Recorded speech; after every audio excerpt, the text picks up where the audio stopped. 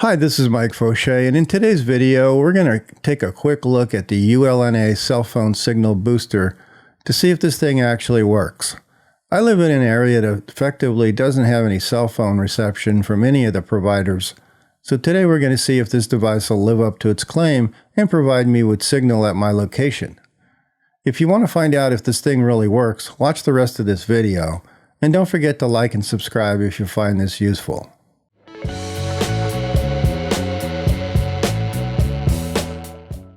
Full disclosure, ULNA did send me this product for review, but they haven't paid for or influenced it in any way. The results and opinions are my own, and they'll be seeing this for the first time just as you will. To provide a little bit of background, I live in an area at the base of a mountain several miles from any streets or cell towers or repeaters. Due to the pressures from the local neighborhood, they haven't been allowed to install any cell towers in this area, so most of my neighborhood doesn't have any cell reception. To work around this issue, I've been using a Samsung MicroCell, which effectively creates a mini cell tower inside your home and utilizes the internet for connectivity. It works extremely well, but it has two main weaknesses. First, if the internet goes out, I not only lose connectivity, but I also lose cell reception. Secondly, things like alarm systems use a cellular signal to monitor your alarm, and they fall back on wireless connections if there's an issue. So you can see that my issue is actually compounded. Even if wireless calling works fine, it doesn't work with alarms.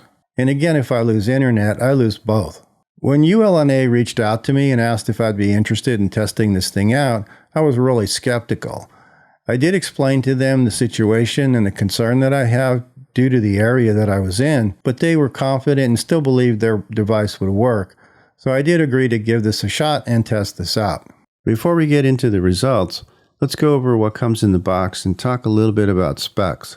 You get the outdoor directional antenna, mounting hardware, the signal booster, power adapter, 43-foot of cabling, the indoor antenna, another roll of cable, and the antenna and mounting hardware. According to the literature, this can provide up to 66 dB of gain to your signal, and the indoor antenna can cover approximately 5,000 feet. It's compatible with AT&T, Verizon, T-Mobile, Sprint, Straight Talk, US Cellular, and many more, and claims to work on 2G, 3G, 4G, and 5G signals.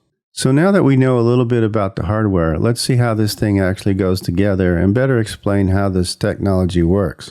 Though you get a lot of pieces in the box, the concept is really simple.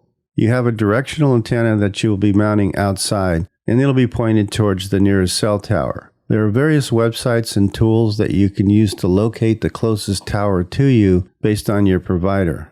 I used the Verizon website and was able to find that I had one tower about 4 miles away, but it wasn't in a line of sight. It was hidden behind some homes and trees, and it was approximately 1,500 feet lower in elevation.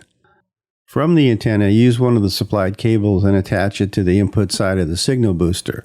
The signal booster needs to be powered up using the included adapters. In order to amplify the signal, you'll want to mount it close to an outlet. You can wall mount the signal booster using the keyhole slots in the back, or you can set it on a shelf, which is what I ended up doing. Using the second included cable, the other end of the signal booster goes to the indoor antenna, which you should mount as high as you can and as close to the center of the house as possible, given the short length of the cable that you're provided. Though mine was put in the family room, it didn't have any issues on the other end of the house when it came to signal strength. More on the results a little bit later in the video. In terms of concepts, that's pretty much that easy. So now let's talk about the actual experience. For starters, depending on your situation and location, you need to plan to move the external antenna around to several locations to achieve the best results, especially if your signal is extremely weak. Unless you're fortunate enough to have a dB meter, the installation of the antenna will be a bit of a trial and error. Remember that unless you have line of sight that you're approximating the best location. I used my tallest tripod and put it on various tables as well as my outdoor grill so that I could approximate the height of the roof line to give me an idea of the best position One thing to keep in mind is that you only have 43 feet of cable that they supply to work with, so be careful where you mount the antenna so that you can actually reach the amplifier. If it doesn't reach, you'll end up having to get a replacement cable or add an extension. Using a long cable or adding extensions can really cut into your signal, so plan it out carefully before you actually mount it. It took me a couple hours and some trial and error, but when I was done, I was a bit surprised at the results. To put things in perspective and to provide a baseline, if I disable my microcell that I'm currently using as well as turn off my Wi-Fi, I'm not able to make a call. And if I want to entertain myself and try to run a speed test, I get an error due to lack of connectivity. I'm basically cut off from any communication. After getting everything into place and optimizing my antenna position, I was able to get 4 bars in most of the house, with the lowest being 3. Running the speed test instead of an error, I got 11 megs down and 13 megs up, which was absolutely amazing to me. This is actually fast enough to act as a failover for my internet router. Though I'm ecstatic over the results, there are some things to keep in mind when you plan your installation. The first, as I mentioned before, is the length of the cable. Make sure that you mount it in a place where the cable will be long enough to reach, or plan on supplying your own cable. The second is the connector itself. The N-type coax connector that comes on the cables is pretty large, so if you're going to be putting the cable through a wall, as I plan to do when I mount everything permanently, you'll need to drill a sizable hole to feed the wire through. This is not the end of the world, but it's something that you should be aware of. The last thing I want to bring up is the signal booster itself is pretty large, so you're probably limited to a closet or a garage installation.